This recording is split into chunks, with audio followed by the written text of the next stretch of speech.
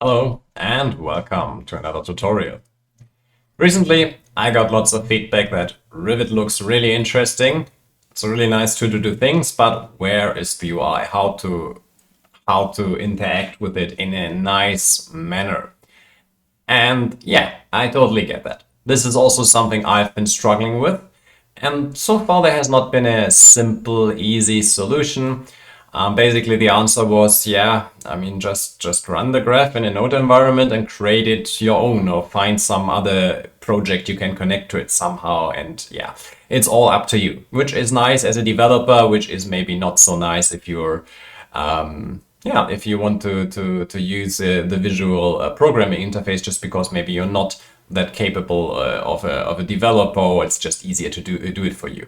So what I created is this new GitHub project, Rivet-Shed API. And what this does is very simply put, it allows us to connect any Rivet project or graph with the interface of Chatbot-UI, which is a really nice chatting interface that's open source and that yeah, we will be checking out now. So before I bore you with the installation or how to do all this, I will just show you. As you can see here, we have a super nice interface where we have like our previous chats, our history. We can also go into those and see them.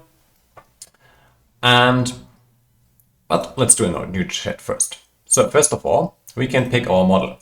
And although there's GPT-4 Turbo written here at the moment, what I actually picked now is a custom model, and I called it LLM from Rivet. So we can create a custom model in here and get it connected to our Rivet graphs.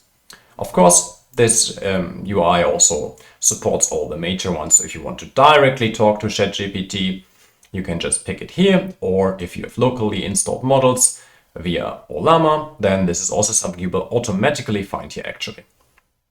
But we are interested in this LLM from Rivet.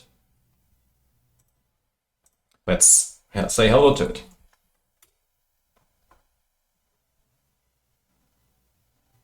Hello there, I'm ChatGPT, but here in this unique environment, I'm running inside a Rivet graph. Rivet is a visual programming tool and so on. Very nice. Let me prove that to you. We can go to our graph and we have the remote debugger connected. That means actually we can see the graph executions as they are happening. And that means we can see here, yeah, what happened is that actually the user, me, wrote hello. And then we had a system prompt, which actually told ChatGPT that it's inside the Rivet, so that we got this answer. And we sent this to a chat node. And now then all the output was just streamed back to the chat. And as you can also see, this is super simple. We do not have anything more. And the good thing is, thanks to this chat interface, we also do not need more. We automatically have our history in here. So let me show you how this works. And let's also create another example of how nice the UI is while we are doing that. Create me some code example in Python.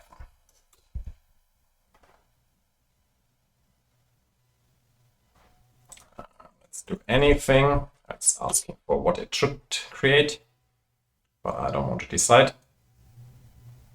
And now there we can see it. We are getting a super nice code block with all the highlighting. We have the download button, we have a copy button, we have everything that you would expect from a super nice interface. And now, to top this, there's something even cooler. Over here, we can upload files. And I uploaded some study here about self-rewarding language files.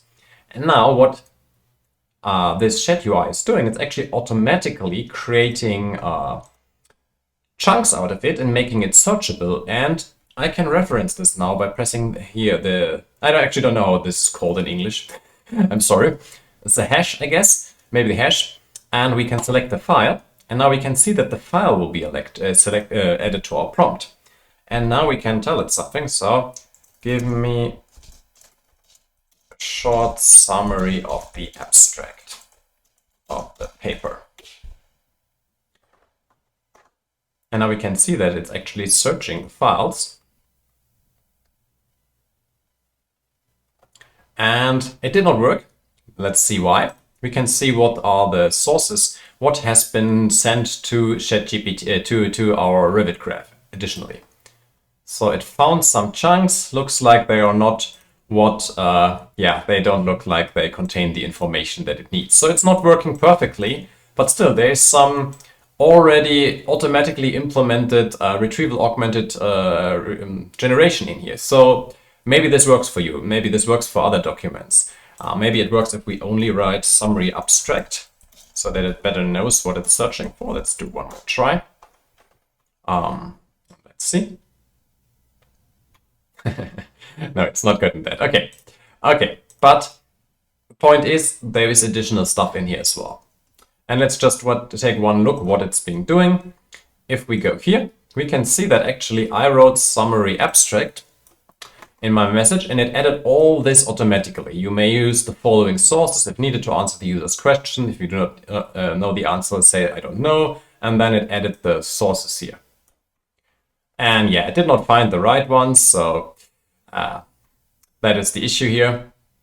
But generally, you can see there's, you can even chat with your documents without doing anything of that in Rivet. Now, you will of course be asking, what's the point of using Rivet if we are doing it this simply? And that is totally valid. So if you would only do this, just only put our input to ChatGPT and only add some system prompt, we do not need Rivet. But if you remember projects or saw videos of my other projects like the personalized agent or the teachable agent, then it's a whole nother story because we will not have a simple chat. We will actually have lots of things happening around this which cannot just be added by prompting. And we will for sure in the future take a deeper look at what we can do and how we can extend this. But for now, for this example, I wanted to keep it as simple as possible so that you can easily understand how to add it to your graph, because the only thing you will always need is a graph input, which is of type Shed message, and also array is activated here, and some Shed node. And it's very important that you know how this node is named so that we can later see what information or what data needs to be shown in the Shed. Because maybe we have a project where we have multiple Shed nodes. Because we have this in the teachable agent where while we are getting an answer, there's also information extracted and condensed from the user prompt, and it's being checked if there has been some instructions there, and then they are saved in a database and so on.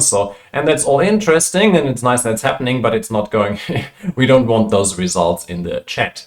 So we need to be specific where the output is coming from. And yeah, that's also how this actually works. Let's take a short look in the project and what you actually will need to edit, because it's not much. So this is the GitHub project. And if you're wondering how to install this, basically, I have a video linked below about how to run graphs with Node.js. And that video installation is basically the same. There's just, you need to use my new project now, and there's only one single change, which I will show you now. So I will not create a whole new video on it. Of course, on my project page, there's also a whole step-by-step guide written down. So it should not be too hard, I think. So when you have this, same as in the old installed, same as in the old project, you need to rename this file here and create a launch.json file. And there you need to enter your OpenAI key. If you are using, generally. Even if you do not use OpenAI in your graph, you need to add it. Otherwise, Rivet is refusing to work. I'm not sure why, but I recently saw this. So even if you're just using Olama, just enter it here. It will not be used then. And the second thing is, we have, of course, actually there's two more things. Of course, we have a graph in here. So this graph I'm using now is this example Rivet project. And if you want to replace that, just put some other graph here. And now in this default.json here, we can actually change the parameters. So we can change how the graph is named, the file name as we are inputting. So you can adjust this to your file name. Then what the graph inside the project is being called. So that means here, this part. In this case, it's chat history. Then what I said before. So it's very important that we can find the right node. So we need to know the type of it. In this case, it's Shed. And we need to know how it is called. And very importantly here, we need to know how it's what is it? It's very important that you call it exactly like that. So uppercase and lowercase, that's what I mean, is relevant. The UI is always showing it in uppercase, but if you add it with, like me, with only the O in big letters and the C, then you need to add the exact same thing for it to work. Otherwise it will not match and then the content cannot be found. So, and you might be wondering, why is the type here, the node type? Because, well, let's say you're using Olama, then your chat is actually called Olama chat. It's not called Shed. So I want this project to be ready to work with any solution. At least I tried. If that will really work, I'm not sure. That is something, yeah, we will need to test. I will for sure be doing fixes or extending it in the future. Okay, the last thing is we need to name how our input is named. So basically how this graph input here is named. Usually it's input, so you most likely don't have to change it. But basically that is all you need to do. Then you run this project here. And yeah, basically the Rivet graph is fully available. So the next part what we need to check out is how to install the Shed interface. Okay, getting this nice Shed interface going is sadly taking some steps. But there was kind of the decision for me to make. Either we have a really cool interface or we have a simple installation. I think it's worth putting that 5 minutes extra in once, and once you've done this, it gets much easier. Then you can just use it. So let me show you. First of all, we need to make sure that we have GitHub and Docker installed. So this is all also written in this whole guideline, the whole project setup here. There's first the installation of my project, and then we are going to the Shed. And yeah, there's in my project we already installed GitHub, and here we are installing Docker. I mean, maybe you already have all this, but this is just a desktop installer, so very easy. After that, we are going to our terminal. And now we are going to a folder where we want to install this Shed project. It's called projects in German in my case. And now what we will enter is git clone and then the URL of this Chatbot-UI. I already did this, so I will not execute this now. But after you've done this, you will have a folder called Chatbot-UI just here. Sorry. Let's actually see how it's called. Yeah. Sorry, I'm not in the right folder. So now we have a folder called Chatbot-UI here. Yes. Okay. And inside here, we will actually do npm install. I already did this, so this should not really do something. Yeah, should take a bit longer if you do it. Then we will do npm install Supabase. This might take a while, and I will not redo it now as I'm not sure that maybe it will replace something and I need to redo some of the steps. I'm not sure. But basically just type this and then you will wait for a while. And then, as I said, also make sure that you not have downloaded Docker only, but also have it running. So once Docker is running, so the desktop application is in your taskbar somewhere visible, you write Supabase start. And this is starting a Docker container, which is kind of a virtual environment, which sets up like databases and lots of things that the Shed UI is going to use to store the data and so on. Now, after you've done that, you are using this command here, which is creating a copy of this example file here called .env.local,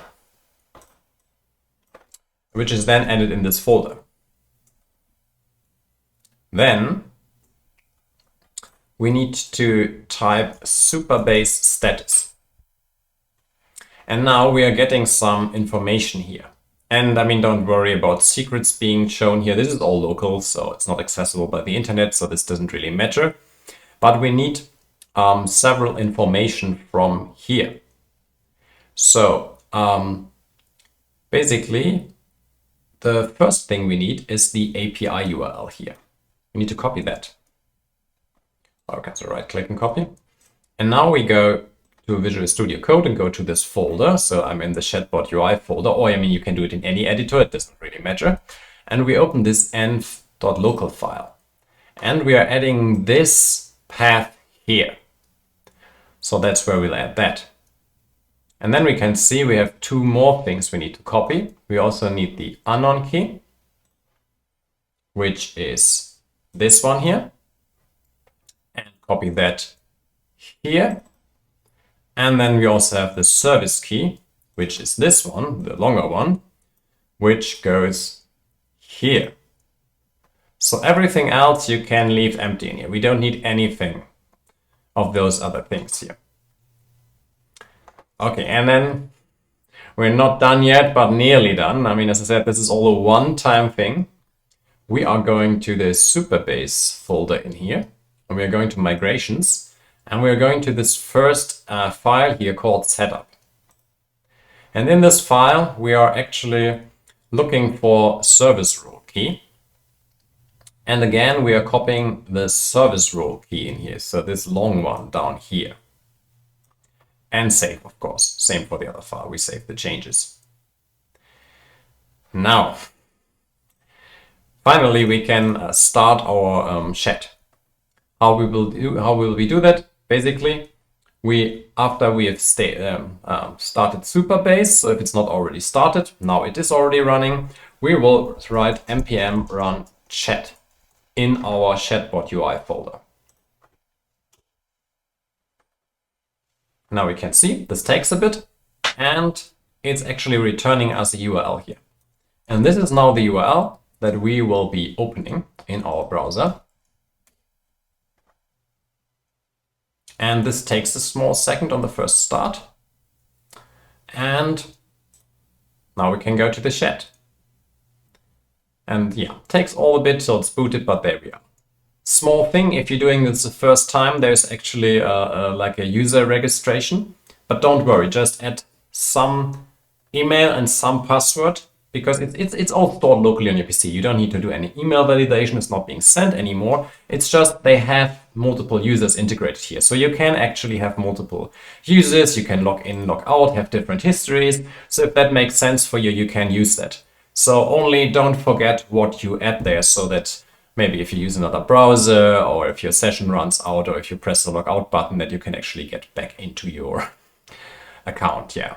But yeah, that's it. We finally have it running. And now, final step. I'm really sorry that this takes so long. We are going to models, which is this star here. And then we are clicking on new model. And we are adding a custom model name. So you could call it Rivet or whatever. Then very important, for the model ID, we cannot add anything we want. I mean, let me actually show you what happens if we add anything. So we just add Rivet. For the base URL, we need to add localhost 3100. And for the API key, we can add whatever we want. I mean, this is all written in documentation. So let me quickly show you that this will not work and why. So we have now chosen our Rivet model, and now it also says Rivet here. And now if we try to talk to it, it tells us that there's some issue here. And I found out that they need some value, like the max token output length, and they only have this in this UI for models they know. So for this to work, we just need to make a fake entry here. So we just need to tell them that, for example, we are using GPT-4 Turbo, and save it. And now, once we select Rivet, we also have again written here, and now it should work. Okay, actually it didn't work. I know why, because I stopped the project. I'm sorry about that. It's no more running, but it will work. I promise you. Yeah, I know this is a lot.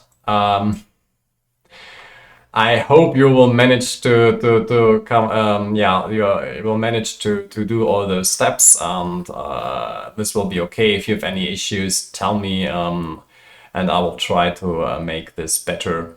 Maybe add more information to it or some screenshots if it's necessary. But I hope this will work, and I still think this is a really cool thing, and it's all one time. Once you set it up once, it's getting super easy. Then there should not be any issues. At least I hope that's the case. So yeah, please like and subscribe. And if you have any ideas for this project, how to extend it, what new features you want or bugs you find, feel free to tell me. I will try to work on that soon. See you. Bye.